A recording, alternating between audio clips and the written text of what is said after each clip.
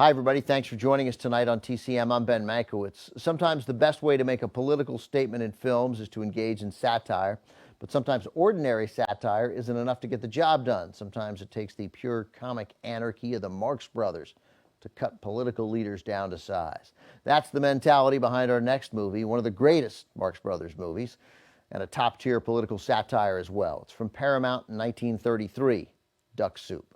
Produced as fascism was on the rise in Europe, Duck Soup takes a slightly more than thinly veiled aim at Hitler and Mussolini. Groucho stars as Rufus T. Firefly, a con man who gets himself appointed as the leader of a tiny fictional country, Freedonia. The plot involves a rich woman, a fortune-hunting cad, spies, war, and essentially everything else the Marx Brothers thought they could effectively mock. Mostly, it's a collection of gags and comedy routines that come one right after the other from start to finish. Never before had such a wildly out-of-control movie been seen in theaters. Total anarchy was a common description of the film, and this was a time when the word anarchy actually still meant something. Critics at the time were not kind, neither was the box office, but in the years since, Duck Soup has seen its fortunes change. Today, it's generally considered one of the finest comedies of the decade.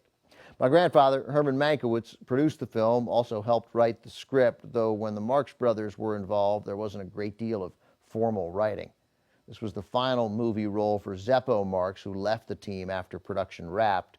It also marked the return to the series of matronly Margaret Dumont, often described as the fifth Marx brother by Groucho himself. She always played a wealthy, cultured foil to the unwealthy, uncultured brothers.